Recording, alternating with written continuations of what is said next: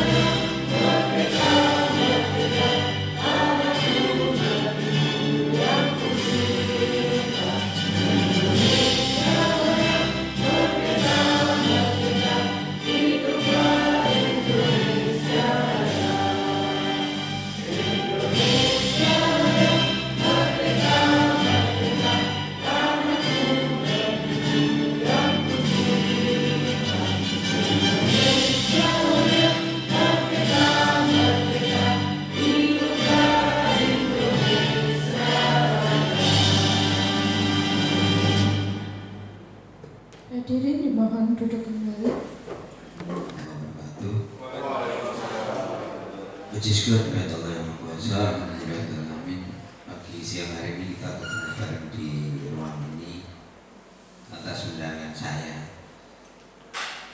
Undangannya Putri kemarin punya program guru penggerak. Bapak Ibu, sesama guru penggerak harus saling membantu, tidak saling mendahului. Nah, itu prinsipnya guru penggerak. Makanya kan guru penggerak kita ini penggembira. Bapak Ibu, sekolah ini harus ada kebersamaan. Membangun atau merawat atau apa saja sekolah ini harus dengan kebersamaan. Kalau nyakiri kebone ra dadi wong aku nek nganggur ora pas ora ketemu aku mesti metu nyekeli selang, Pak. Pak Trika kanca-kanca TKN nyekeli selang kata jurusane nyelang kono sapa nek kono sing nganggur. Itu kebersamaan namanya. Ora bertoko ngono nongkrong so tanggal jeneng gaji enggak ke sekolah nek tak pikir, Pak. Lah rusak rumah kita yang kedua ini. Jadi itu yang harus kita monggo lembaga ini kita bangun kebersamaan. Dengan kebersamaan ya kita enak di sini, kita nyaman. Jadi teman-teman nyamannya gimana? Jangan tidak nyaman. Kalau di sini nggak nyaman, yang menyebabkan tidak nyaman itu apa? Tempatnya misalnya di otomotif tempat Pak dari Supraitno, yang tidak nyaman apa? Itu Pak ono sing kowe pecicilan. Sing pecicilan itu diobati dikai obat atau orang pecicilan obat apa? Muridnya angel Pak. Muridnya dididik sehingga kita di sini itu kerasa nyaman. Kadang memang ada faktor-faktor tidak nyamanan. Assalamualaikum warahmatullahi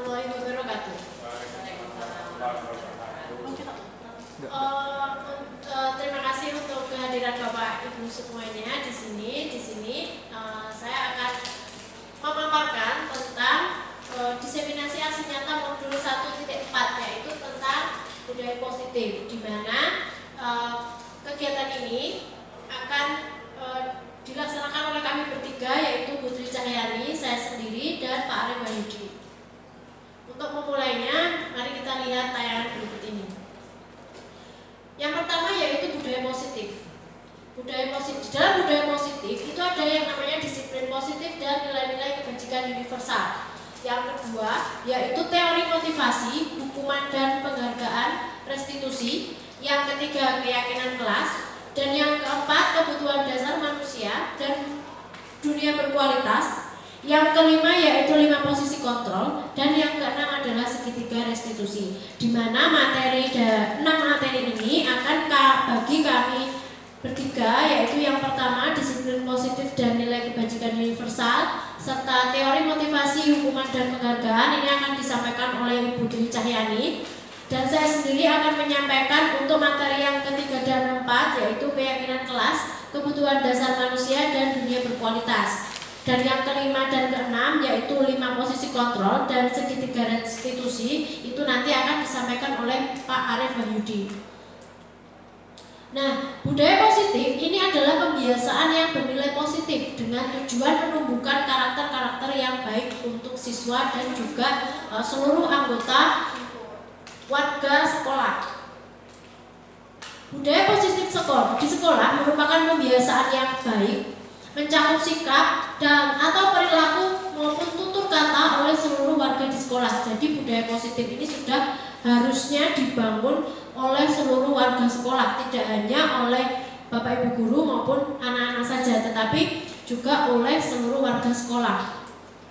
Nah, ini adalah contoh budaya positif di sekolah yang sudah kita terapkan. Yang pertama yaitu literasi kitab suci, di mana literasi ini sudah dilaksanakan pada hari Selasa, Rabu, dan Jumat 15 menit sebelum pembelajaran dimulai. Yang kedua yaitu bakti kampus, ya ini dilakukan oleh anak-anak untuk bersih-bersih lingkungan sekolah, supaya pembelajaran yang akan dilakukan ini menjadi kondusif. Kalau lingkungan sekolahnya bersih, otomatis pembelajaran juga akan kondusif. Dan juga sekolahnya menjadi yang menyenangkan, karena dengan bersih itu ngelihat aja sudah senang. Nah, ini adalah ketarunaan. Ini foto dari tahun lalu ya, ini kegiatan ketarunaan yang dilakukan di SMK Negeri 2 Wonogiri. Nah, yang ini adalah Jumat berbagi, di mana setiap hari Jumat kita bisa berbagi di masjid sebagai bentuk Jumat berkah. Nah, ini adalah filosofi pendidikan Ki Hajar Dewantara. KHD menjelaskan bahwa tujuan pendidikan yaitu menuntun segala kodrat yang ada pada anak-anak agar mereka dapat mencapai keselamatan dan kebahagiaan setinggi-tingginya, baik sebagai manusia maupun sebagai anggota masyarakat. Jadi tugas guru di sini adalah hanya menuntun kodrat yang sudah ada dan dibawa oleh anak-anak. Jadi anak itu datang ke sekolah sudah membawa kodratnya sendiri-sendiri, yang dipengaruhi oleh kodrat alam dan juga kodrat zaman. Untuk materi selanjutnya akan dipaparkan oleh Ibu Tri Cahyani. Untuk Ibu Tri, monggo dipersilahkan.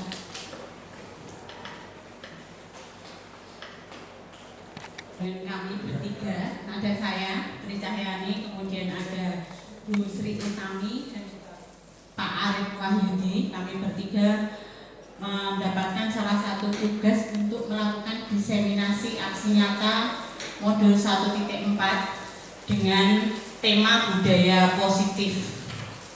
Jadi mohon maaf kalau ada yang sedikit mengganggu jam pembelajarannya. Nah, untuk selanjutnya saya akan menyampaikan dulu materi di awal budaya positif.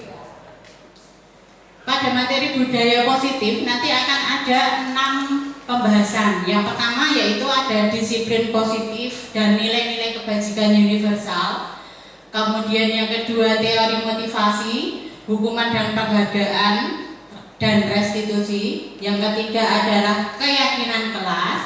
Yang keempat, kebutuhan dasar manusia dan dunia berkualitas. Yang kelima, 5 posisi kontrol. Yang keenam adalah segitiga restitusi. Nanti untuk keenam materi ini akan kami sampaikan bertiga. Untuk materi 1 dan 2 saya, kemudian materi 3, 4 itu Bu Sri Utami, dan materi yang kelima, 6 Pak Arif Wahyudi. Nah, kenapa kita menyampaikan mengenai budaya positif? Di sini budaya positifnya itu ada pembiasaan yang bernilai positif dengan tujuan untuk menumbuhkan karakter-karakter yang baik. Nah, kalau untuk di sekolah, budaya positif di sekolah merupakan pembiasaan-pembiasaan hal yang baik yang mencakup sikap atau perilaku maupun tutur kata oleh seluruh warga sekolah. Untuk sekolah kita ada beberapa contoh di sini. Ini hanya sebagian dari budaya positif sekolah kita di SMK Negeri 2 Wonogiri. Yang pertama yaitu mengenai literasi kitab suci yang sudah kita biasakan di setiap hari Selasa, Rabu, dan Jumat. Kemudian ada bakti kampus. Bakti kampus memang diadakan secara insidental, tetapi yang rutin itu kita adalah mengadakan kegiatan lingkungan hidup yang setiap hari Senin sampai Kamis itu dijalankan oleh anak-anak yang dikelola oleh tim lingkungan hidup. Kemudian ada ketarunaan. Ketarunaan setiap tahun juga ada. Kalau untuk yang sekarang memang belum mulai, tapi direncanakan akan ada kegiatan ketarunaan yang bahkan berjalan nanti sampai kelas 11. Kemudian ada lagi Jumat berbagi, di mana nanti seluruh warga sekolah melakukan Jumat berbagi, kemudian dikumpulkan untuk diberikan kepada anak-anak yang membutuhkan. Jadi dari siswa kita yang membutuhkan siapa, nanti kita bisa membantu dari hasil pengumpulan Jumat berbagi. Kembali ke filosofi pendidikan Ki Hajar Dewantara.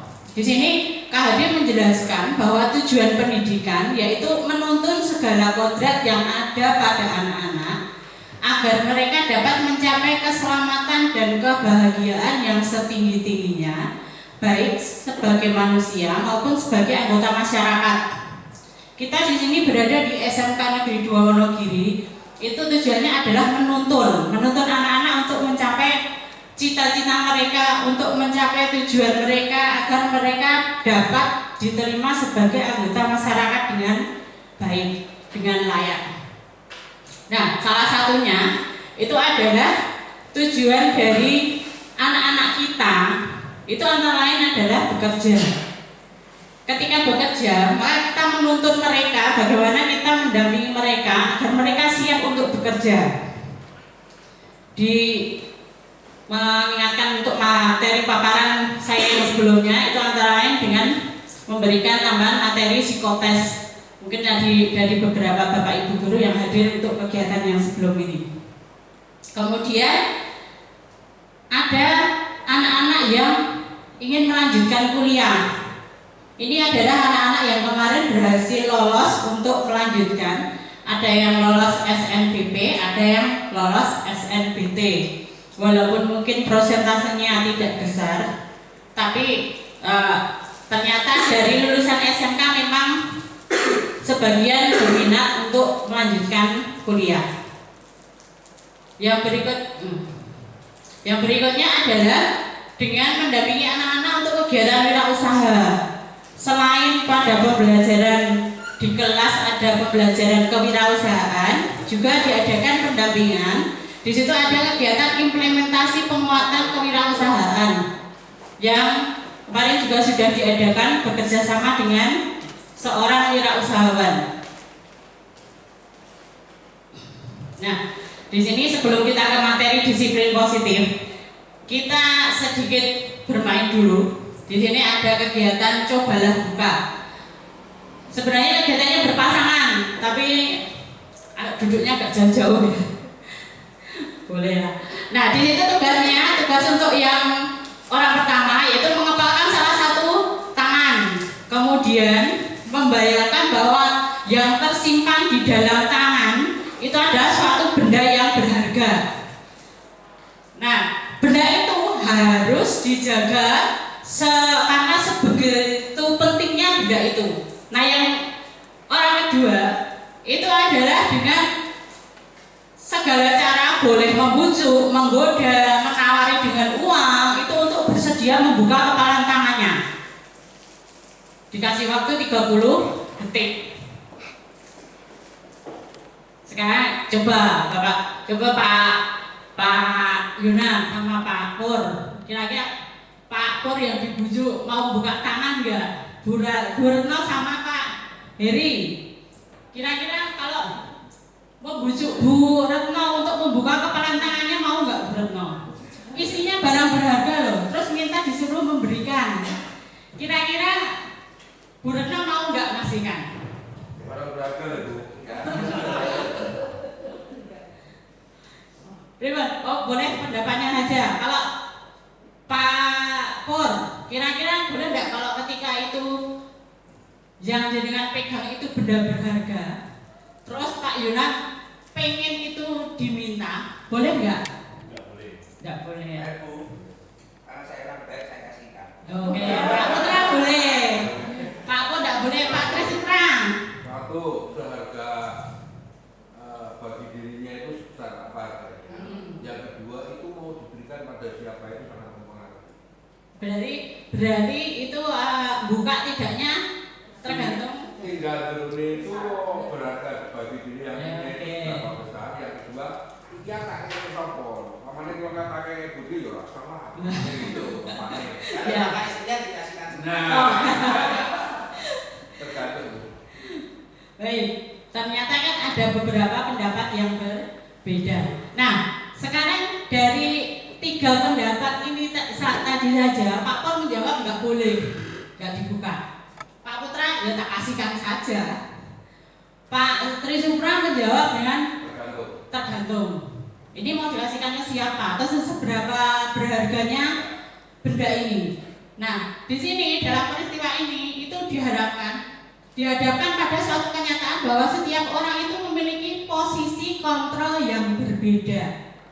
Nah, pada suatu peristiwa secara naluri, dia itu akan selalu bertahan atau mengontrol diri terhadap dirinya sendiri, terhadap apa yang datang dari luar.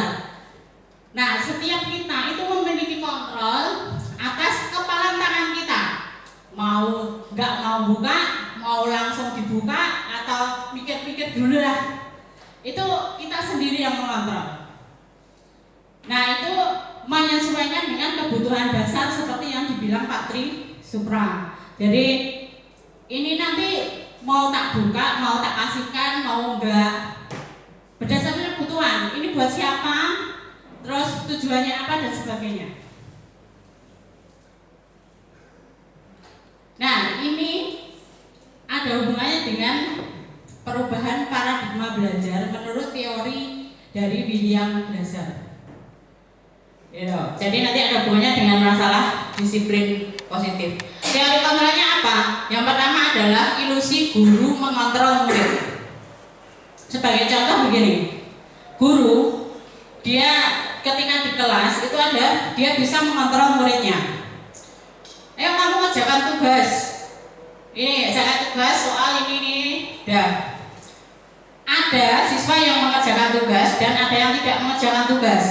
Ketika siswa itu mengerjakan tugas, berarti apa? Berarti siswa gurunya bisa mengontrol siswanya dan siswanya dia mempunyai kontrol diri. Oh iya, saya harus mengerjakan tugas. Tapi ketika si anak itu tidak mau mengerjakan tugas, berarti apa? Guru pun tidak punya kontrol atas si anak. Jadi ini semacam ilusi.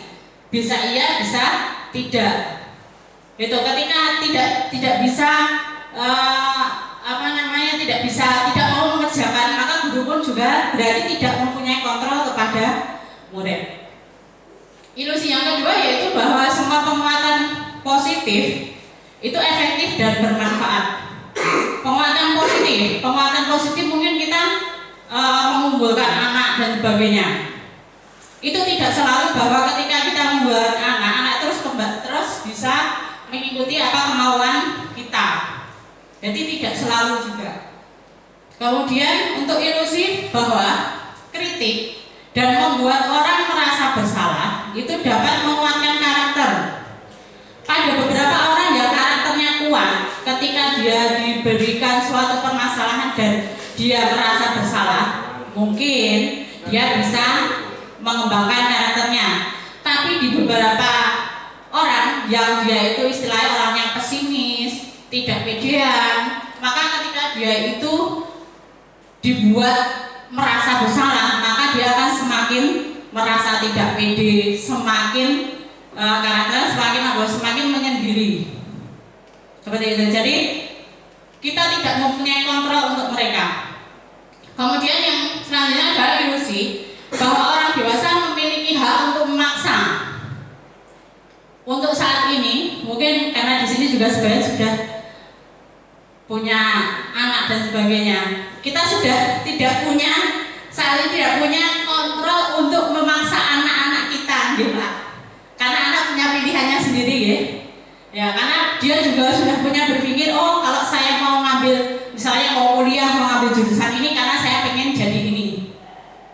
Sekarang orang tua sudah tidak mempunyai kontrol lagi. Karena apa? Mereka juga sudah bisa punya pandangan yang baru, bahwa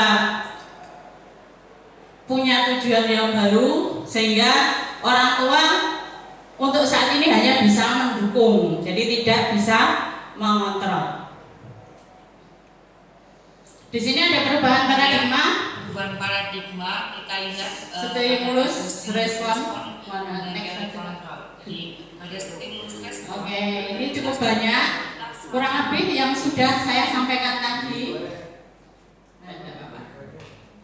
Yang sudah saya sampaikan tadi, maka yang endingnya adalah bahwa terjadi paradigma perubahan, yaitu untuk membangun budaya positif. Sekolah perlu menyediakan lingkungan yang positif, aman, dan nyaman agar murid-murid mampu berpikir, bertindak, dan mencipta dengan merdeka, mandiri, dan bertanggung jawab. Nah, di sini lanjutnya disiplin itu dikaitkan dengan kontrol. Dalam hal ini adalah kontrol dulu dalam menghadapi murid. Selain materi disiplin, di sini materinya memang hanya disiplin positif, tapi yang dibahas ini adalah antara guru dengan siswa. Jadi bukan pas materi program sekolah. Nah itu Pak. Jadi ini ada disiplin, ada teori motivasi. Motivasi apa? Nanti ada keterangannya. Di situ ada untuk menghindari hukuman, kemudian untuk mendapatkan imbalan, kemudian untuk menghargai diri sendiri. Dia melakukan sesuatu itu karena apa? Dan nanti ada penjelasannya. Kemudian ada 5 posisi kontrol. Ini adalah posisi sebagai guru, bisa sebagai penghukum, bisa pembuat rasa bersalah, bisa sebagai teman, bisa sebagai pemantau, ataupun sebagai manajer. Kemudian ada 5 kebutuhan dasar manusia. Di situ ada bertahan hidup, penguasaan, kasih sayang, dan rasa diterima, kesenangan, dan kebebasan. Nah ini lebih fokus ke kayak semacam pembentukan karakter anak seperti itu. Jadi memang kebetulan fokusnya bukan ke arah situ Pak. Ke materi disiplin positif. Ya ini nanti isinya ada kegiatan antara guru dengan siswanya di dalam proses pembelajaran di kelas gitu. Ataupun ketika ada permasalahan dengan anak. Disiplin positif di sini, disiplin itu berasal dari kata disiplina yang artinya belajar, atau seseorang yang memiliki disiplin diri berarti mereka bisa bertanggung jawab terhadap apa yang dilakukannya karena mereka mendasarkan tindakan mereka itu pada nilai-nilai kebajikan universal. Nah, disiplin positif itu merupakan salah satu cara penerapan disiplin yang bertujuan untuk menumbuhkan kesadaran serta memberdayakan peserta didik tanpa imbalan penghargaan, ancaman, atau hukuman. Jadi intinya disiplin positif itu ada anak itu sadar dengan kedisiplinan tanpa harus dihukum dulu, tanpa harus diancam dulu, ataupun Tujuan dari disiplin positif yaitu menanamkan motivasi pada murid kita, yaitu untuk menjadi orang yang mereka inginkan dan menghargai diri sendiri dengan nilai-nilai yang mereka percaya.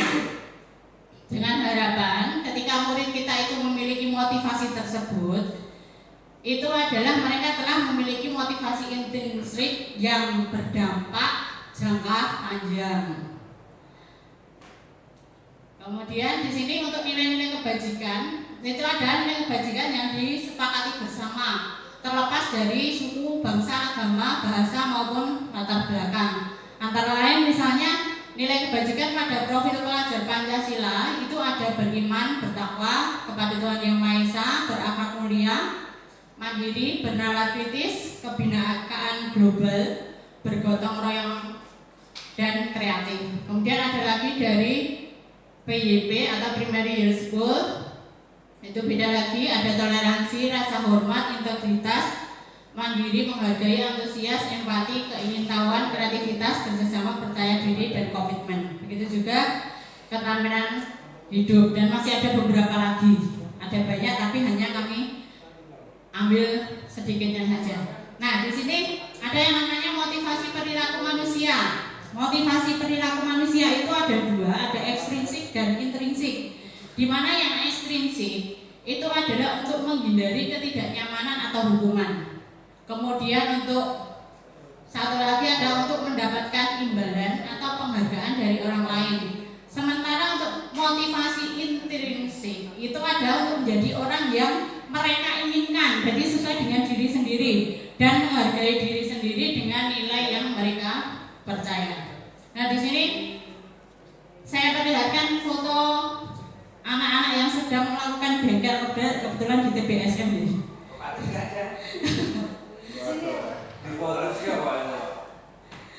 Jadi mereka melakukan kegiatan bengkel itu setiap anak pasti mempunyai motivasi yang berbeda-beda.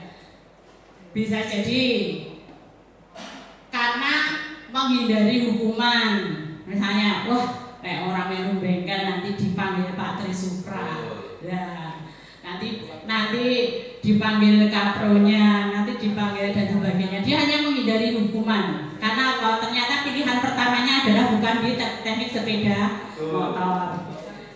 Kemudian ada lagi untuk mendapatkan imbalan. Wah, aku tak sregep ke bengkel. Biar nilai saya bagus, berarti dia mengharapkan imbalan. Itu imbalan kalau murid kan berupa nilai yang baik. Kemudian yang ketiga adalah menghargai diri sendiri dengan nilai yang mereka percaya. Pilihan pertamanya teknik sepeda motor, sudah punya rencana kalau lulus itu mau buka bengkel. Maka dia dengan kepercayaan dirinya, saya harus benar-benar belajar dengan sungguh-sungguh karena setelah lulus saya mau buka bengkel sendiri. Nah, itu yang berasal dari dalam dirinya sendiri. Jadi dia tidak mengharapkan penghargaan dari orang lain ataupun mendapatkan pujian ataupun karena menghindari hukuman. Karena apa? Dia merasa itu kebutuhannya. Dan itu cuma 2 orang dalam 2 kelas. Nah, di sini untuk hukuman, konsekuensi, dan restitusi untuk materi selanjutnya, di sini ada pertanyaan pemantik. Yang pertama, setuju atau tidak setuju kalau hukuman itu dapat mendisiplinkan anak? Setuju atau mboten? Tidak setuju. Nah, ada yang tidak setuju. Kemudian pemberian hukuman dengan hal positif seperti membaca atau membersihkan halaman sekolah itu dapat meningkatkan disiplin anak. Kira-kira dihukum suruh bersih-bersih, nanti teman-temannya lihat, wah dikon nyapu, ternyata anak melanggar peraturan. Kira-kira bagaimana? Apakah semakin mendisiplinkan? Belum tentu ya. Nah, kalau umumnya tidak, malah jadinya apa, malu dan sebagainya. Jadi tidak mendisiplinkan. Kemudian yang ketiga, memberi penghargaan dapat meningkatkan motivasi belajar anak. Setiap dapat nilai baik, oh tak kasih pulpen misalnya, terus besoknya, wah aku bener untuk pulpen, tak garape tenanan. Besok ngenteni pulpen meneh, tapi ternyata terakhir tidak dikasih. masih wah males saya wis kayak beban. Nah, itu kan berarti apa? Dia bukan karena kesadaran sendiri kan, tapi karena mengharapkan sesuatu. Masih di hukuman konsekuensi dan restitusi, hukuman yaitu bersifat terencana atau tiba-tiba. Anak atau murid tidak tahu apa yang akan terjadi dan tidak dilibatkan. Hukuman bersifat satu arah dari pihak guru yang memberikan dan murid hanya menerima suatu hukuman tanpa melalui kesepakatan atau pengarangan dari guru. Kemudian hukuman yang diberikan bisa berupa fisik maupun psikis. Murid atau anak disakiti oleh suatu perbuatan atau kata-kata, itu adalah pengertian dari hukuman. Kemudian konsekuensi adalah sudah terencana atau sudah disepakati terlebih dahulu, sudah dibahas dan disetujui oleh guru dan murid. Umumnya bentuk konsekuensi itu dibuat oleh pihak guru atau sekolah dan murid sudah mengetahui sehingga konsekuensi yang akan diterima itu apa. Intinya seperti itu. Kemudian untuk restitusi, di sini ada pembahasan mengenai restitusi, yaitu proses menciptakan kondisi bagi murid untuk memperbaiki kesalahan mereka sehingga mereka bisa kembali pada kelompok mereka dengan karakter yang kuat.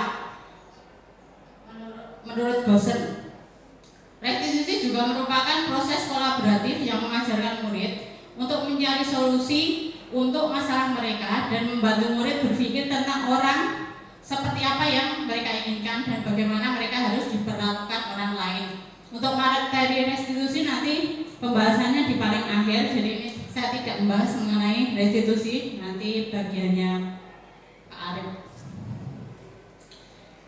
Di sini ada beberapa tindakan guru. Hal ini apakah hukuman atau konsekuensi? Yang pertama, mencatat 100 kali di dalam buku dengan kalimat saya tidak akan terlambat lagi yang disebabkan karena pernah terlambat sekolah. Kira-kira itu hukuman atau konsekuensi? Hukuman. Lari mengelilingi lapangan basket 2 kali karena terlambat hadir di sekolah. Hukuman atau konsekuensi? Hukuman. Kemudian murid diminta push up 15 kali karena tidak menggunakan masker ke sekolah. Hukuman. Menggantikan kertas tugas teman yang telah dicoret-coret. Konsekuensi, karena dia sudah mencoret-coret maka harus diganti. Kemudian membersihkan tumpahan air di meja tulis karena tersenggol saat belajar. Konsekuensi, meminta murid tidak menggunakan sepatu seharian di sekolah karena tidak mengenakan sepatu hitam.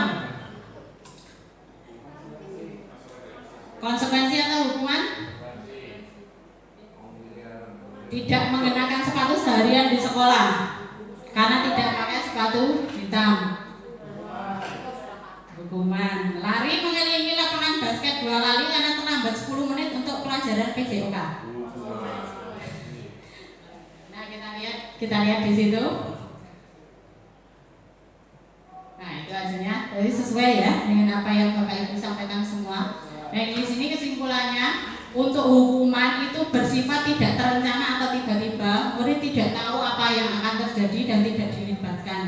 Kalau konsekuensi itu terencana dan disepakati, murid walaupun masih dibuat tidak nyaman, tapi guru masih tetap memonitor. Yang restitusi, proses menciptakan kondisi bagi murid untuk memperbaiki kesalahan. Nanti pembahasannya di belakang. Baik, untuk dua materi di awal, untuk dari saya sudah cukup. Untuk materi selanjutnya, materi keyakinan kelas nanti bisa disampaikan oleh Bu Sri Utami. Terima kasih atas perhatiannya. Assalamualaikum warahmatullahi wabarakatuh. Assalamualaikum warahmatullahi wabarakatuh. Di sini saya akan menyampaikan materi tentang keyakinan kelas. Mengapa kita menyebutnya keyakinan kelas, bukan peraturan kelas saja? Kira-kira Bapak Ibu bisa membedakan antara keyakinan dan peraturan. keyakinan itu adalah sesuatu yang kita yakini sebagai sebuah kebenaran yang tanpa harus terpaksa kita sudah mampu untuk yakin bahwa tindakan yang kita lakukan itu adalah sebuah kebenaran. Ya, ketika contohnya seperti yakin bahwa memberi itu lebih baik daripada meminta, atau misalnya sesuatu yang kita yakini sebagai sebuah kebenaran itu akan meresap ke dalam diri kita tanpa harus ada paksaan pun kita akan melakukan itu. Nah, jika kita bicara tentang peraturan, di dalam katanya saja peraturan itu kan kita mindsetnya itu adalah sesuatu yang memaksa, mau tidak mau harus dilakukan, dan biasanya peraturan itu sudah ada, sudah dibuat, kita tinggal menaatinya saja. Seperti kalau misalnya di kelas ada peraturan kelas, tidak boleh mencoret-coret papan tulis, atau tidak boleh membuang sampah sembarangan. Itu sudah ada di peraturan sekolah. Harus memakai sepatu berwarna hitam setiap hari. Itu peraturan sekolah. Misalnya kita bicara tentang peraturan sekolah. Nah, terkadang masih ada anak yang mempertanyakan, kenapa sih kita harus memakai sepatu berwarna hitam, atau kenapa kita harus memakai seragam sekolah? Ya, ada pertanyaan kayak gitu nih Bapak Ibu. Padahal menurut mereka sepatu yang berwarna pun itu tidak mengganggu proses belajar mengajar mereka. Atau dalam menuntut ilmu, sepatu kan tidak berkaitan langsung dengan proses transfer ilmu. Nah, untuk selanjutnya mari kita bahas tentang keyakinan dan peraturan kelas ini. Nah, ini adalah contoh mengapa kita harus yakin, mengapa tidak peraturan kelas saja. Yang pertama contohnya adalah mengapa kita memiliki peraturan harus menggunakan helm bila mengendarai kendaraan roda 2. Itu peraturan yang memaksa, mengikat dan memaksa. Kenapa kita harus pakai helm? Ya untuk supaya lebih safety, lebih aman ketika kita naik sepeda motor misalnya. Terus yang kedua, mengapa kita memiliki peraturan 3M?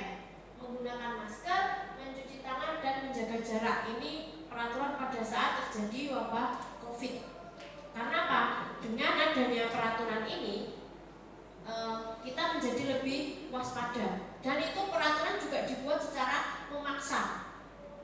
Kemana-mana harus pakai helm, tambah lagi kemana-mana harus pakai bukti vaksin sampai 3. Terus yang ketiga adalah mengapa kita memiliki peraturan harus datang tepat waktu saat mengikuti pelatihan. Kira-kira apa Bapak Ibu? Kalau kita harus datang tepat waktu pada saat pelatihan itu untuk apa? Supaya tidak terlambat ketika materinya sudah memberikan materi, Bapak Ibu baru datang. Ini bukan menyindir deh, tapi momennya pas. Tidak menyindir gitu. Ya, karena pertama misalnya bukan kita pun, ketika ada anak yang datang ke kelas terlambat, itu otomatis akan mengganggu. Misalnya Bapak Ibu sedang menjelaskan materi atau menjelaskan langkah-langkah, terus ada anak yang tiba-tiba datang ke kelas, itu akan mengganggu. Karena apa? Yang sudah kita susun di benak kita itu akan terpotong dan kemudian terganggu, jadi morat-marit. Nah, ini keyakinan kelas adalah sebuah nilai kebajikan universal yang telah disepakati secara tersirat dan tersurat, lepas dari adanya latar belakang suku, negara, bangsa maupun agama. Keyakinan kelas dibuat secara bersama-sama dengan seluruh siswa yang mempunyai nilai-nilai kebajikan yang dapat dipercaya. Nah, ini adalah contoh keyakinan kelas. Bekerja sama menjaga kebersihan kelas, menjaga dan meletakkan barang sesuai tempatnya, mengerjakan tugas tepat waktu, saling peduli, menghargai dan tolong menolong, tepat waktu dan aktif di kelas, hidup rukun dengan teman, bersikap jujur, bersikap sopan terhadap guru. Ini adalah contoh keyakinan kelas. Nah, ini cara membuat keyakinan kelas. Yang pertama adalah meminta seluruh siswa untuk menuliskan keyakinannya. Apa yang mereka yakini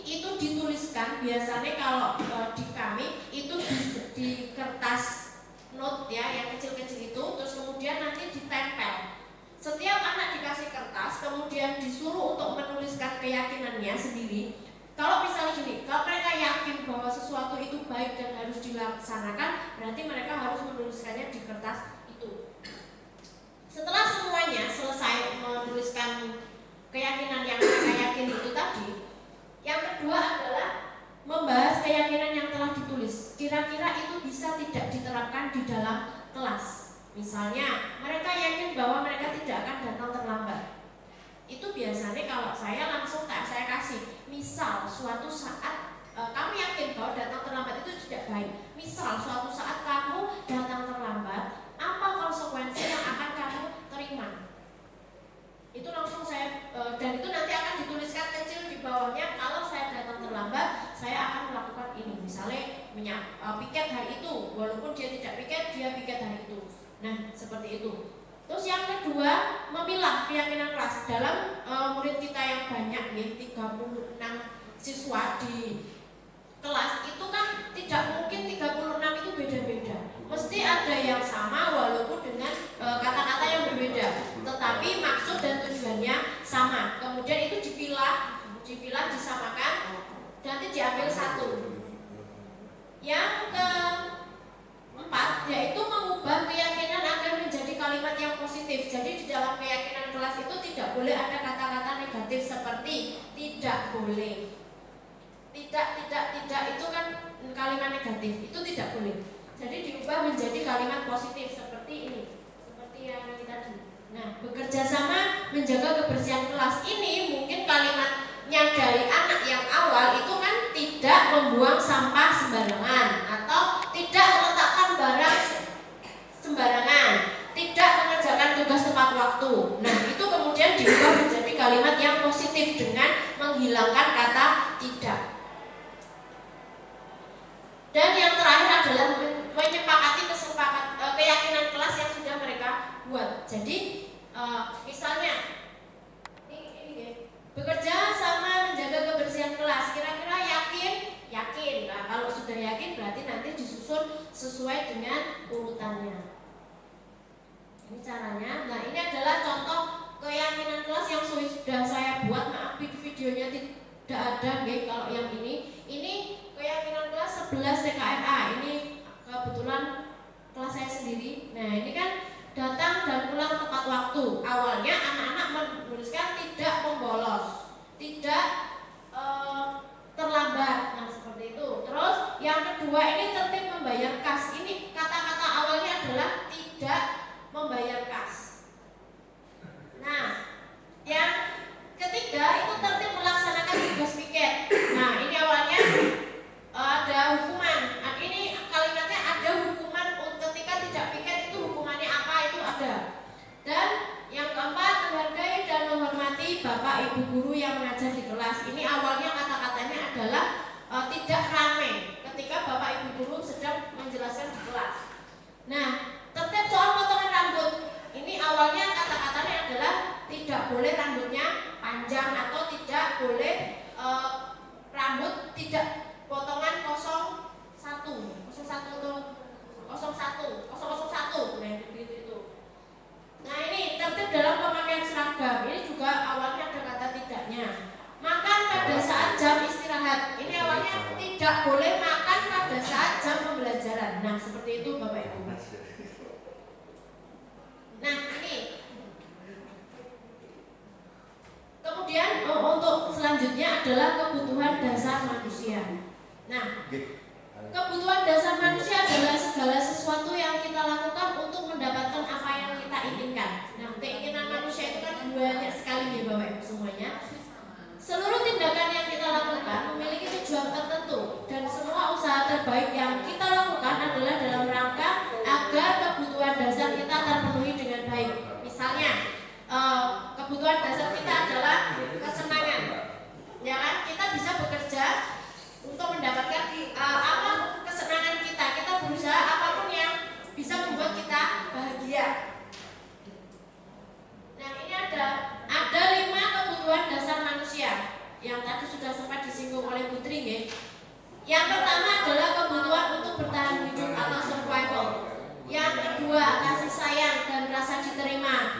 atau love and belonging. Yang keempat adalah kesenangan atau fun. Dan yang keempat adalah kebebasan atau freedom. Dan yang kelima adalah penguasaan atau power. Mari kita bahas satu persatu ya. Nah, ini adalah kebutuhan untuk bertahan hidup atau survival. Kebutuhan untuk bertahan hidup adalah kebutuhan yang bersifat fisiologis untuk bertahan hidup, misalnya kesehatan, rumah, makanan, kebutuhan biologis sebagai bagian dari proses reproduksi, termasuk kebutuhan untuk bertahan hidup. Komponen psikologis dalam kebutuhan ini meliputi kebutuhan akan perasaan aman. Jadi ada 3 fisiologis, psikologis, dan biologis. Jadi rumah, kesehatan, dan makanan itu adalah kebutuhan kita untuk bertahan hidup.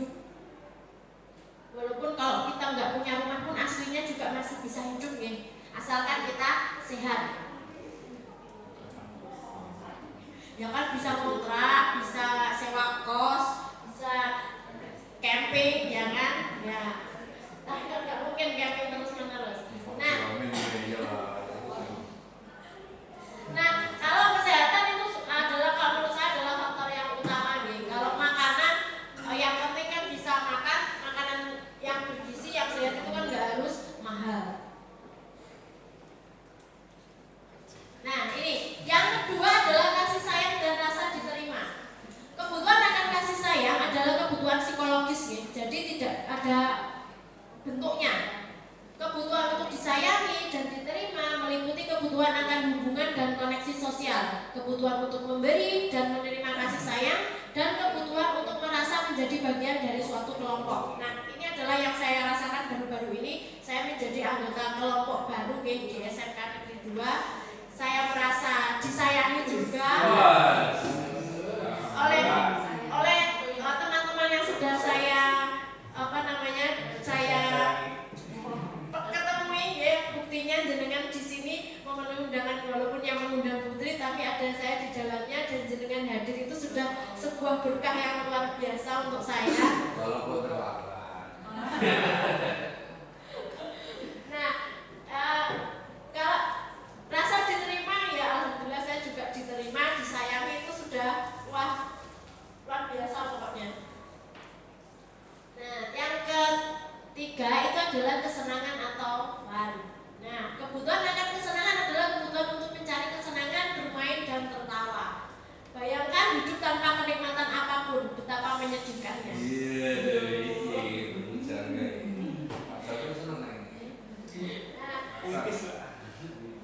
Fraser menghubungkan kebutuhan akan kesenangan dengan belajar.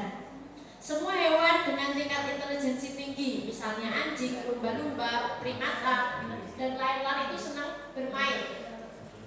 Saat mereka bermain, mereka mempelajari keterampilan hidup yang penting. Manusia juga tidak berbeda.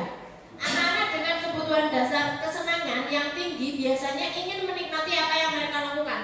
Bahkan bukan hanya anak-anak nih. Saya pun juga menikmati, senang dengan apa yang akan saya lakukan. Nah, seperti yang tadi yang dikatakan Pak Putra, saya harus belajar menerima kalau rumah saya jauh, jalannya ya seperti itu jenengan pirsa piyambak, ya kan? Dengan berangkat 5:30, kalau saya piket ataupun saya menjadi pembina dan lain sebagainya, dan butuh berangkat lebih pagi, otomatis saya juga akan berangkat lebih pagi lagi. Dan kalau jenengan sudah sampai di rumah, yang saya tiket sudah sampai di rumah, sudah santai, saya masih dalam perjalanan. Tapi kemudian awalnya saya juga menolak ya Bapak Ibu, saya awalnya juga menolak, tapi sekarang alhamdulillah ya sedikit-sedikit harus bisa menerima dan legowo. Iya, legowo. Nah, ketika kita melakukan sesuatu yang kita senangi, itu rasanya bagaimana Bapak Ibu? Bahagia ya? Seperti hari esok itu tidak akan seperti ini lagi. Misalnya saat kita semua kan punya kesenangan masing-masing. Nah, kalau saya kan senangnya dolan ya, dolan.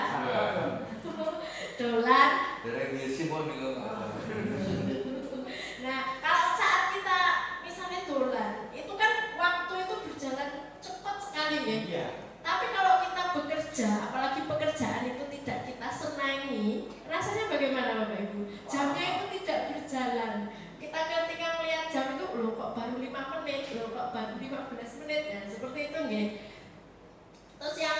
selanjutnya adalah kebebasan.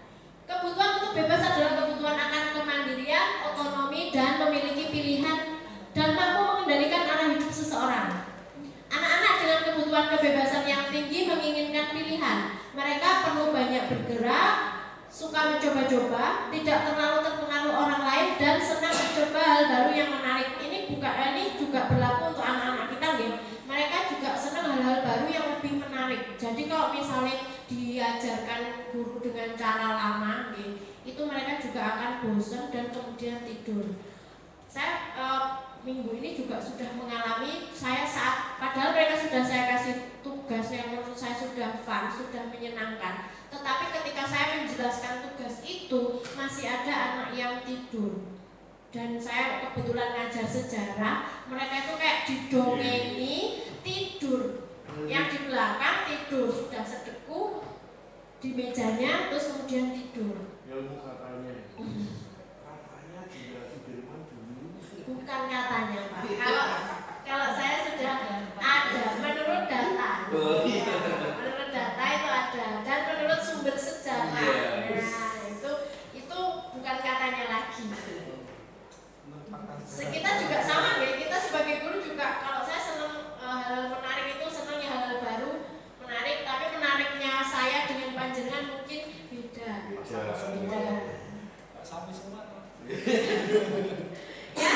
selanjutnya yaitu penguasaan atau nah, penguasaan atau kebutuhan atas pengakuan. Ini penguasaan ini kebutuhan atas pengakuan atas kemampuan. Jadi kemampuan kita itu misalnya diakui oleh orang lain. Kebutuhan ini berhubungan dengan kekuatan untuk mencapai sesuatu, menjadi kompeten, menjadi terampil, diakui atas prestasi dan keterampilan kita, didengarkan dan memiliki rasa harga diri. Kebutuhan ini meliputi keinginan untuk dianggap berharga, bisa membuat perbedaan, bisa membuat pencapaian, kompeten, diakui dan dihormati. Hal ini meliputi self-esteem, ya, atau harga diri, dan keinginan untuk meninggalkan pengaruh. Jadi kalau misalnya kita sebagai guru itu kan meninggalkan pengaruhnya negatif atau positif ke anak. Biasanya gini, yang diingat saya pernah jadi anak sekolah juga, nih. Saya itu mengingat guru saya yang selalu memotivasi saya untuk menjadi manusia yang lebih baik dan tidak terlalu memikirkan orang lain. Dan yang masih saya ingat kata-katanya sampai sekarang itu adalah guru bahasa Jerman saya waktu di SMA 2, Pak Didi. Ya, cuek is the best. Nah, itu sampai sekarang itu masih saya ingat, ya kan? Karena menurut saya, menurut Pak Didi, saya itu adalah orangnya pemikir dan tidak bisa langsung cepat move on. Nah, jadi saya dikasih kata-kata mutiara itu, cuek is the best. Gak usah kamu memikirkan orang lain mau bagaimana. Ketika kamu anggap itu adalah sesuatu yang baik, itu lakukan saja. Cuek aja, dengan keadaan cuek aja. Gak usah memikirkan nanti hasilnya bagaimana. Kalau menurut kamu itu baik, lakukan saja. Nah, itu adalah yang saya ingat sampai sekarang, padahal itu sudah berlalu lama. Nah, mungkin saya tidak bisa meninggalkan kesan seperti itu ke anak-anak karena saya juga masih standar saja. Dan mungkin anak-anak mungkin mengingat saya itu yang mana, guru cara yang mana, yang kecil. Itu yang dari dulu sampai sekarang meninggalkan kasih yang muda. Ingat itu yang mana, guru sejarah yang mana, yang kecil. Nah, itu adalah apa ya? Kesan yang saya tinggalkan untuk anak-anak hanya itu, bukan kata-kata yang memotivasi atau bagaimana, tapi yang diingat adalah fisik saya. Nah, yang selanjutnya adalah dunia berkualitas. Dunia berkualitas Anda adalah tempat khusus dalam pemikiran Anda. Tempat Anda menyimpan gambaran representasi dari semua yang kita inginkan. Bisa berisi orang-orang, hal-hal, dan apa saja yang terbaik dalam hidup, yang membuat kita merasa bahagia dan terpenuhi kebutuhan dasar. William Glasser menyebutnya seperti semacam album foto, sehingga isinya tidak akan terlalu banyak, yang hanya terdiri dari beberapa hal yang sangat signifikan dan benar-benar terbaik dalam hidup. Tetapi hal ini membuat hidup kita menjadi lebih bermakna. kebutuhan dasar bersifat lebih umum dan universal, sedangkan dunia berkualitas kita itu adalah sesuatu yang unik dan personal. Jadi ini seperti hal-hal berharga di dalam hidup kita, seperti yang dipermainkan oleh Bu Tri tadi. Hal apa yang sangat berharga di dalam hidup kita, dan itu setiap orang beda-beda gitu, relatif tergantung pemikiran kita bagaimana. Nah, dunia berkualitas kita itu bisa berisi tempat, orang, benda, kepercayaan, dan untuk masuk ke dunia berkualitas syaratnya adalah bahwa sesuatu itu harus terasa sangat baik bagi Anda dan memenuhi setidaknya satu atau lebih kebutuhan dasar. Dalam menentukan segala sesuatu yang masuk dalam dunia berkualitas, tidak perlu kita mempertimbangkan standar masyarakat tentang apa saja yang penting dan tidak. Gambaran dunia berkualitas adalah unik dan spesifik untuk setiap orang. Jika Anda bisa hidup di dunia berkualitas Anda, maka hidup Anda akan sempurna. Jadi itu seperti angan-angan kita tentang kehidupan yang sempurna untuk kita itu yang seperti apa. Misal ada orang yang hidupnya sempurna ketika sudah memiliki keluarga kecil yang bahagia. Tetapi ada juga orang yang menginginkan hal-hal lebih dari itu. Misalnya punya kekayaan 10 triliun, itu baru saya punya kehidupan yang sempurna. Atau ketika kita sudah memiliki apapun yang kita inginkan dalam hidup, misalnya tentang materi, ya biasanya tentang materi, karena kita hidup di dunia butuh materi. Oh. Terus murid kita, ya selain kita, murid kita itu juga punya angan-angan tentang kehidupan berkualitas mereka. Tentunya menjadi guru kita harus memasukkan hal-hal yang bermakna dan nilai-nilai kebajikan yang hakiki ke dalam dunia berkualitas mereka. Bila guru dapat membangun interaksi yang memberdayakan dan memerdekakan murid, maka murid akan meletakkan dirinya sendiri sebagai individu yang positif dalam dunia berkualitas mereka, sehingga mereka menghargai nilai-nilai kebajikan. Kira-kira kalau dunia berkualitas mereka itu kalau di sekolah ya, sekolah yang nyaman, aman, fasilitasnya lengkap, gurunya menyenangkan, kayak gitu ya, hanya seperti itu. Nah ini, untuk membantu kita memahami dunia berkualitas bisa dengan menjawab pertanyaan di bawah ini. Nah ini, siapakah orang-orang yang paling penting dalam hidup Anda? Kira-kira sinten? Orang yang paling penting dalam hidup Anda itu sinten? Bisa anak, bapak ibu, orang tua, suami yang sudah punya, yang belum cari dulu, disiapkan dulu. Nah, kalau saya jelas adalah keluarga. Keluarga adalah orang-orang yang paling penting di dalam kehidupan saya. Nilai kebajikan apa yang paling penting di dalam kehidupan kita? Nilai kebajikan yang penting di dalam hidup kita. Jujur. Apalagi? Biasanya kalau orang-orang seperti jenengan kan sudah berpengalaman. Kalau Pak Yona apa? Nilainya apa? Kalau Pak Jamil kan jujur. Kalau Pak Yona apa kira-kira? Tepat waktu. Kalau Bu Mei, nilai kebajikan yang terpenting di dalam hidup Anda itu apa? Uang dan uang. Enggak, apa kira-kira? Nilai kebajikan juga jujur, bertanggung jawab, suka menolong. Nah, senang ya, punya teman yang jujur, tepat waktu dan suka menolong, itu sudah membuat hidup kita sempurna. Nah, kalau Anda ingin menjadi orang yang ideal, karakter atau sifat apa yang paling diinginkan dalam diri Anda? Nah, dunia ideal Anda itu kalau Anda bisa melakukan apa? Karakter atau sifat yang mana yang ada di dalam diri kita?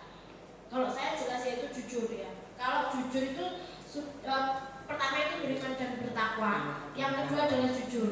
Nah, kalau sudah beriman dan bertakwa, insya Allah semuanya akan mengikuti. Ya, kehidupan itu akan mengikuti karena apa? Karena di dalam beriman dan bertakwa itu sudah mencakup semua nilai kehidupan. Apa pencapaian Anda yang sangat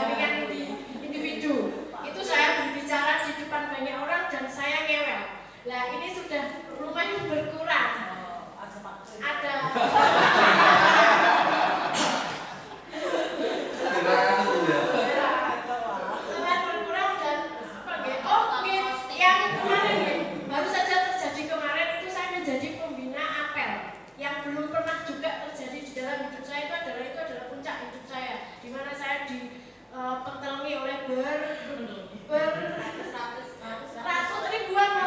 ribuan siswa, ribuan siswa, dan itu rasanya luar biasa sampai saya harus punya ajudan yang mengarahkan saya, Bu berdoa, Bu habis ini selesai. Pak saya sudah selesai, terus gimana? Gitu kan masih noleh ke belakang yang harusnya tidak boleh. Nah itu udah Bu, akhiri saja. Nah itu adalah puncak dalam kehidupan saya. Mungkin saya tidak pernah membayangkan di sekolah lama saya tidak pernah membayangkan akan terjadi hal seperti ini.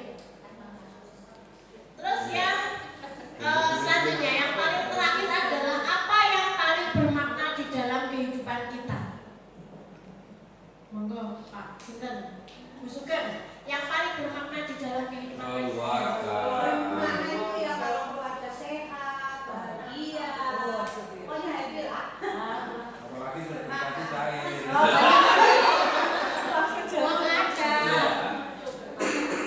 Kalau peristiwa yang paling bermakna, Peristiwa bermakna ketika saya berhasil pindah bersama keluarga ke Jawa. Dari Palembang, Jawa. dari Palembang ke Jawa. Jadi belum ada apa-apanya. Hanya dari kalian gini. Kalau Bu Sugeng dari Palembang ke Jawa, sudah bermakna dan itu akan terkenang ya seumur hidup. Oh ini mungkin bagian saya cukup sekian. Jangan khawatir dulu Pak Tri. Setelah ini akan dilanjutkan oleh Pak Ari. Sekian, terima kasih.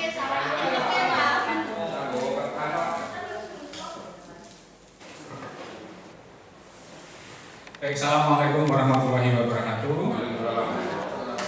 Selamat siang Bapak Ibu yang kami hormati. Terima kasih atas kehadirannya di siang hari ini di ruangan Lab Elektronika Dasar dalam rangka diseminasi calon guru penggerak angkatan 11. Terima kasih juga atas tadi Bapak Kepala Sekolah, dan tentunya acara ini penting buat saya sebagai tugas dan penting juga untuk sekolah kita untuk kemajuan bersama. Saya di sini bukan untuk menggurui, bukan untuk mengajari Bapak Ibu semua. Saya hanya ingin berbagi apa yang sudah saya pelajari selama mengikuti program calon guru penggerak di angkatan 11 ini.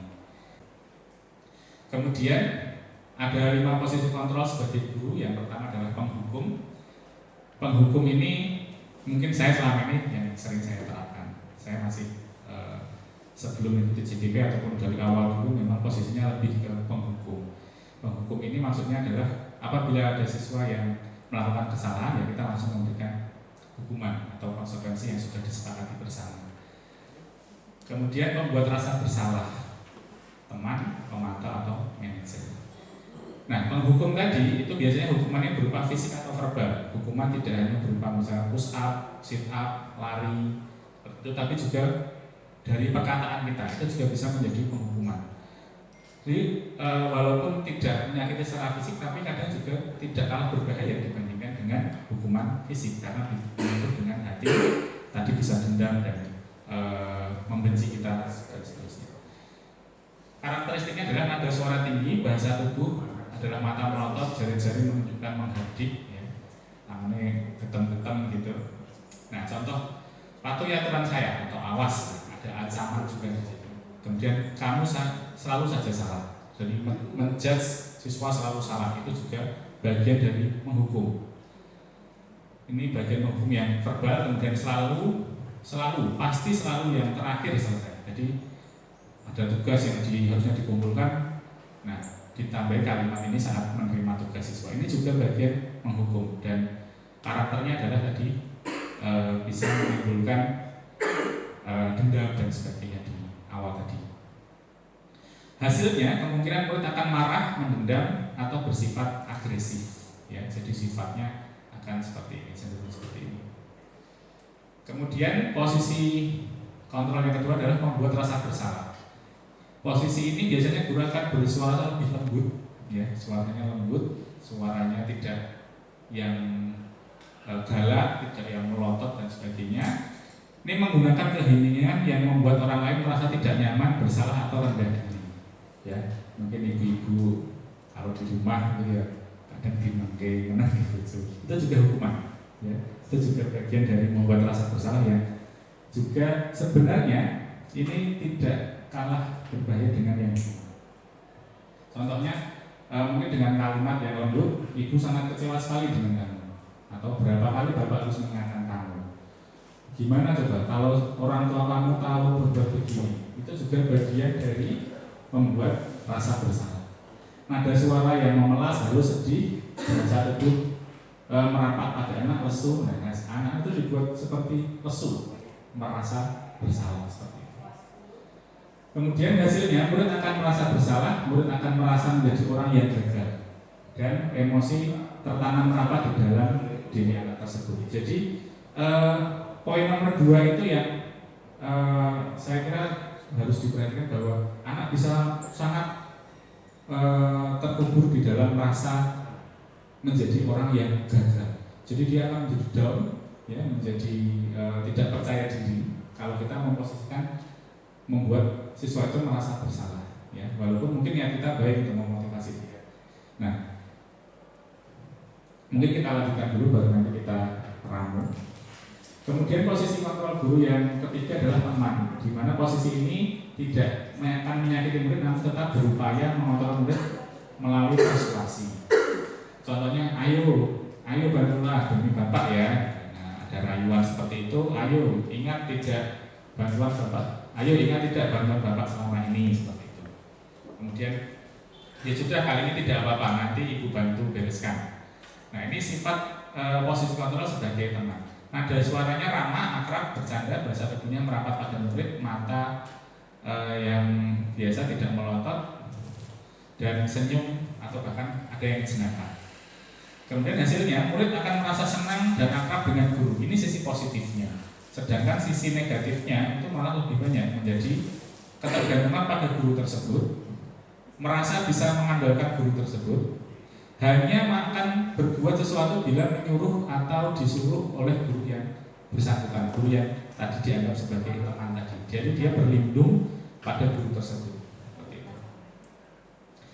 Posisi yang keempat adalah pemantau, di mana posisi ini adalah posisi pemantau berdasarkan peraturan-peraturan atau konsekuensi yang sudah dibuat sebelumnya. Jadi posisinya ya tidak menghukum, tidak membuat rasa bersalah, tidak sebagai teman, tapi hanya saklek di peraturan. Salah. Peraturannya apa? Gitu. Apa yang telah kamu lakukan, sanksi atau konsekuensinya apa? Jadi posisinya hanya seperti penegak keadilan, penegak peraturan. Ya. Gitu. Nah, menghitung, jadi menggunakan metode menghitung, mencatat poin-poin yang sudah dilakukan, nada suaranya datar, bahasa tubuh formal. Hasilnya, murid memahami konsekuensi yang harus dijalankan karena telah melanggar. Guru tidak menunjukkan satu emosi yang berlebihan, menjadi marah atau membuat merasa bersalah. Murid tetap dibuat tidak nyaman karena tadi ada konsekuensi yang dihasilkan. Terakhir adalah posisi manajer, ini posisi paling tinggi. Harapannya adalah kita semua nanti sebagai guru bisa mencapai posisi ini, di mana posisi ini adalah guru berbuat sesuatu bersama dengan murid, mempersilahkan murid mempertanggungjawabkan perilakunya, mendukung murid agar dapat menemukan solusi atas masalahnya sendiri. Jadi tidak hanya memberi hukuman, tapi juga bagaimana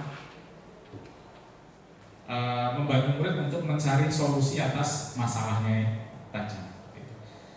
Dan murid diajar untuk menganalisis kebutuhan dirinya maupun kebutuhan orang lain. Contohnya apa yang kita yakini tadi, membawa ke keyakinan kelas yang sudah dibuat sebelumnya.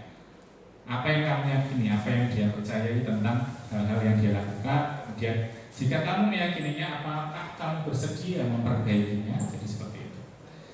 Kemudian ada poin di mana apa rencana kamu untuk memperbaiki hal tersebut. Jadi ada follow up, ada tindak lanjut terhadap tindakan-tindakan yang sudah dilakukan.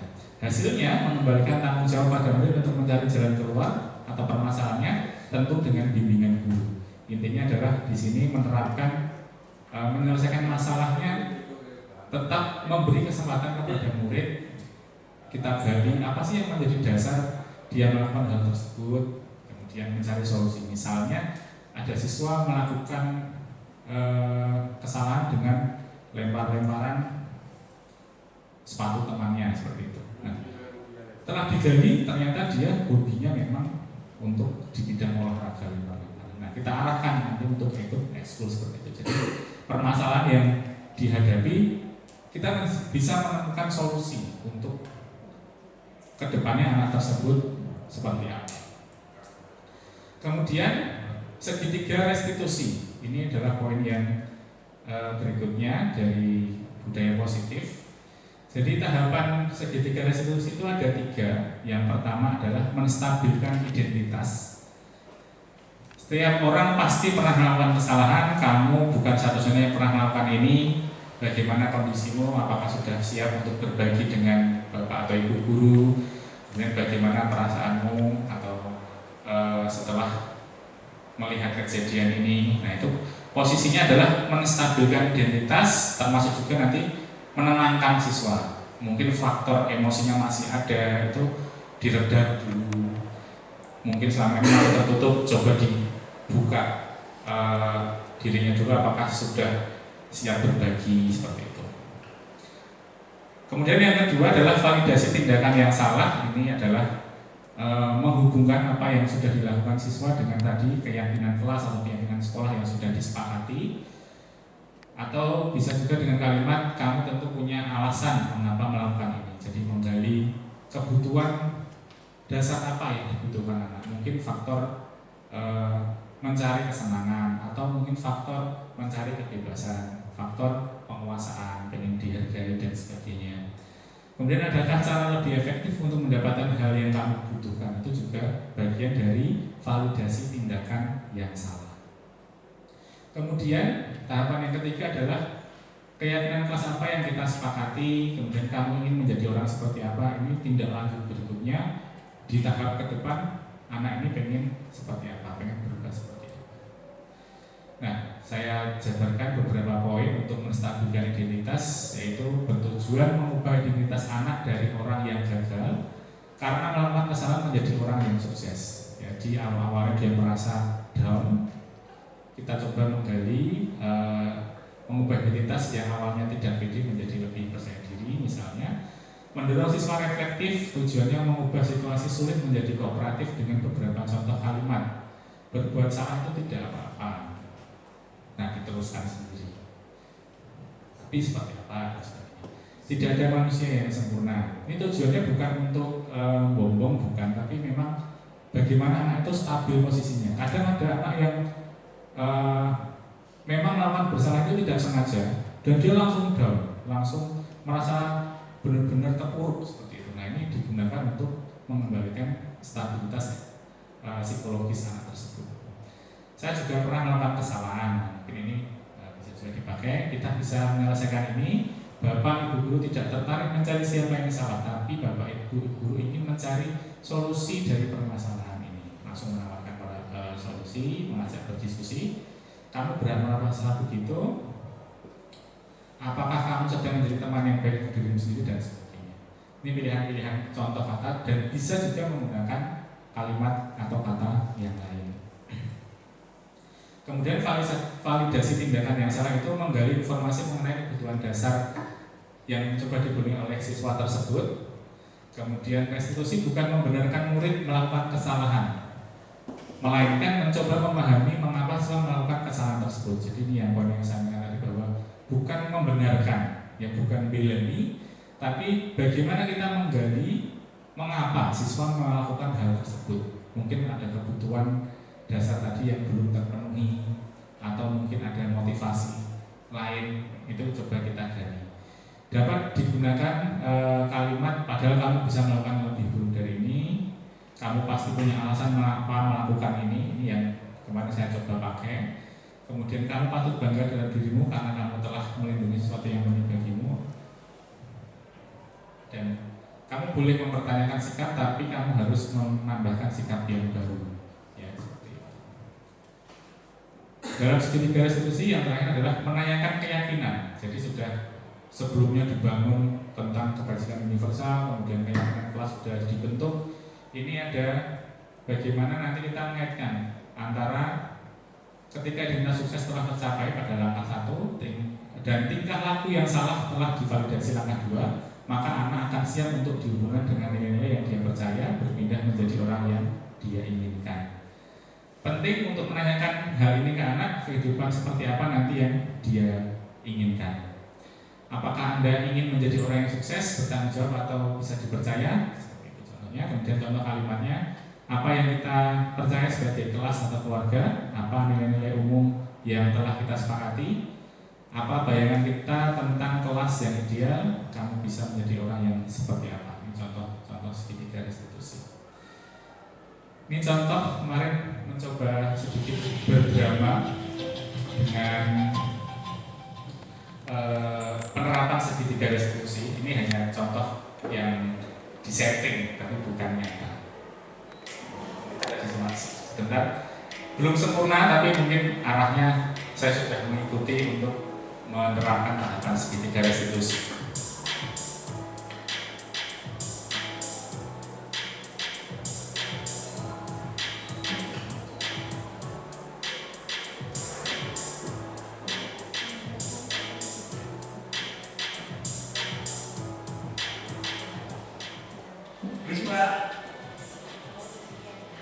Ismail Bapak Kristia, terima kasih sudah datang. Hari ini saya panggil kali kedua untuk meluruskan masalah Ismail yang sering melihat Kristia. Pak Dewa, saya mengerti. Ismail, bagaimana perasaanmu saat ini? Apakah kamu siap untuk berbagi, nyaman, dan tidak tertekan? Sebenarnya saya juga merasa agak bingung, Pak. Saya tidak bermaksud untuk menyakiti Kristia. Saya itu cuma bercanda niatnya. Tapi saya juga merasa khawatir kalau itu bisa jadi masalah. Baik, terima kasih. Kamu sudah berkata jujur, kamu berhak merasa seperti itu. Kristia, bagaimana perasaanmu saat ini? Saya sangat terganggu dan malu, Pak, dengan ajakan Pak Edi. Membuat saya merasa tidak nyaman di kelas. Jadi sekarang saya paham bagaimana perasaan kalian berdua, karena penting bagi saya untuk mengetahui bagaimana perasaan kalian sebelum menyelesaikan permasalahan ini. Nah, Ismail, sekarang kamu tahu bagaimana perasaan orang yang kamu kerja. Nah, pasti kamu punya alasan mengapa kamu meledek Kristia. Ya, saya mulai menyadari, Pak, bahwa ledekan yang saya ucapkan tadi mungkin bisa membuat Kristia merasa terhibur. Saya tidak menyadari apa yang saya ucapkan itu seberapa besar dampaknya untuk Kristia. Nah, sekarang bagaimana tindakan itu bisa mempengaruhi orang lain. Makanya penting untuk kita berpikir dulu sebelum kita melakukan sesuatu dan kita berhadapan. Nah, Kristia, bagaimana perasaan ini adalah yang ingin kami tambahkan.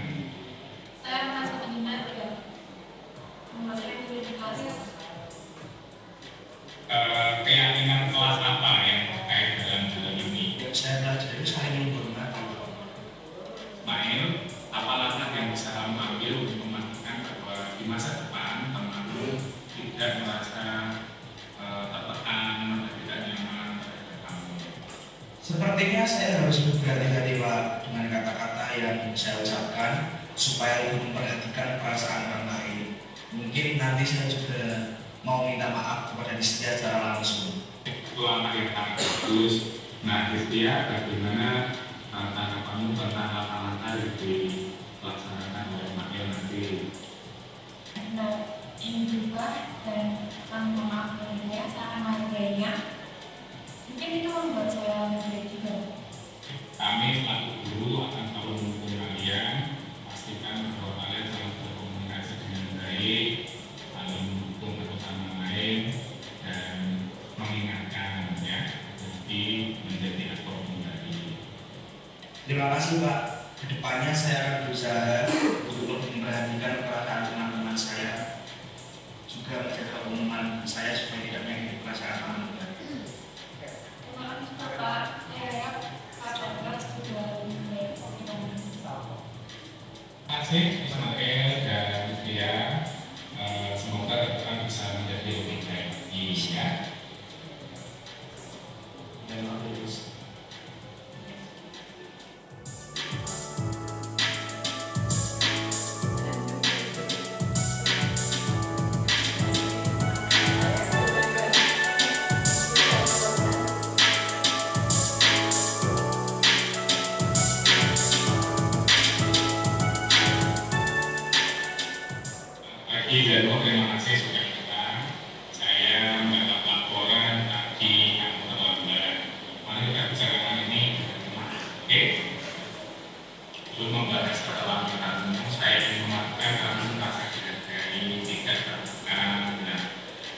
ada perasaan tentang situasi saat ini? Saya sama Pak, saya merasa tidak enak dengan teman-teman dan Pak Guru karena sudah membuat Pak Guru. Terima kasih yang sudah berteruskan tidak jujur. Sekarang bukan waktunya untuk menyalahkan, sebenarnya kita mencari solusi agar kami negara yang akan tidak mengulangi dalam masalah tentang sekolah yang bisa diperhatikan dan disiplin. Saya tahu penampilan ini hanya mengganggu pembelajaran saya, tapi tidak puas. Maka dari itu saya janji akan berangkat lebih awal. Terima kasih yang sudah berteruskan tindakan-tindakan yang akan melakukan nanti kira-kira dan apa yang mungkin bisa kami bantu biar kami nanti bisa datang lebih disiplin. Jika saya mempersiapkan segalanya tadi malam dan memasang alarm lebih awal, mungkin saya rasa itu bisa membantu dan saya bisa membuat jadwal rutinitas pagi agar bisa teratur dan tepat waktu. Jadi langkah-langkah yang kamu sampaikan saya kira itu bisa membantu agar kamu bisa datang lebih pagi, tidak terlambat. Kemudian nanti coba Pak Hukum dengan mungkin mengingatkan kamu untuk malam hari atau menelpon pagi hari. Ya, rasa dengan ini dapat membuat saya lebih konsisten dan lebih berangkat awal hari. Baik, saya kira nanti kamu bisa berubah menjadi lebih baik lagi. Saya kira bisa lebih disiplin, lebih baik lagi. Kemudian ini juga pasti juga akan berpengaruh pada lingkungan belajar di kelas. Kalau melakukan lebih fungsi, teman-teman juga tidak menunggu, juga tidak menunggu. Ya, semangat untuk lebih baik di masa depan. Terima kasih Pak atas bantuannya. Saya akan berusaha jadi lebih baik lagi. Ya, terima kasih atas komunikasi hari ini. Silakan kembali kelas. Yang penting jangan malu, jangan berkecil hati, tetap semangat sekolahnya ya. Oke. Ya.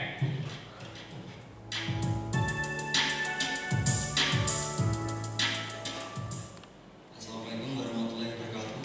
Saya Zanul Saputra, kelas 13 TNB. Setelah mendapat arahan dari guru, saya menyadari bahwa saya melanggar diagram kelas tentang disiplin. Namun, saya merasa tidak dihakimi dan pendapat saya didengar oleh guru. Tindakan yang dilakukan guru tidak menyudutkan saya. Terima kasih. Assalamualaikum warahmatullahi wabarakatuh. Assalamualaikum warahmatullahi wabarakatuh. Saya Anushka Nurmawati dari kelas 13 TNB. Sebagai kasus pembulian, saya dapat dapat sendiri karena terjadinya kasus pembulian juga ada sebabnya. Dan dukungan guru terhadap kasus tersebut sangat penting bagi kesehatan mental dan tindakan tersebut sangat adil untuk para siswanya. Assalamualaikum warahmatullahi wabarakatuh. Saya Ismail Arus dari kelas 13 TMB.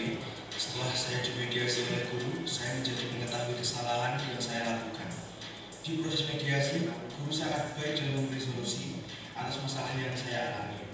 Saya sebagai orang yang membuli atau orang yang bersalah, merasa tidak dihakimi dan disudutkan selama proses mediasi. Sekian dari saya. Wassalamualaikum warahmatullahi wabarakatuh.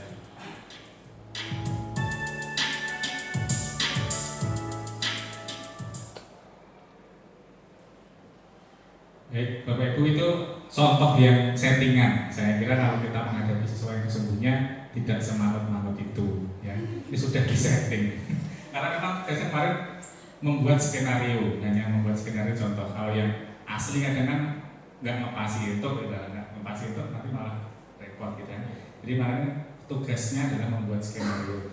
Nah itu contoh yang mungkin belum sempurna tapi bisa menjadi gambaran secara umum tentang penerapan segitiga restitusi. Demikian mungkin yang bisa saya sampaikan. Nanti mungkin ada sesi tanya jawab bisa dipandu oleh pembawa acara. Terima kasih atas perhatiannya. Saya ucapkan wabillahi taufiq wal hidayah. Assalamualaikum warahmatullahi wabarakatuh.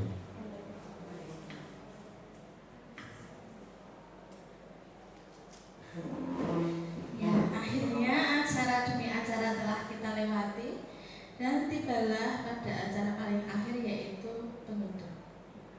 Marilah kita tutup acara kali ini dengan bacaan Hafalah bersama-sama. Sudah tidak. Alhamdulillah. Apabila saya selaku pembawa acara dalam menyampaikan acara demi acara banyak salah kata yang saya ucapkan, saya mohon maaf yang sebesar-besarnya. Akhir kata, wassalamualaikum warahmatullahi wabarakatuh. Terima kasih Bapak Ibu. Selamat pagi, assalamualaikum warahmatullahi wabarakatuh. Saya perkenalkan, saya Arlina Ekalistiawati, guru di SMK Negeri 2 Wonogiri.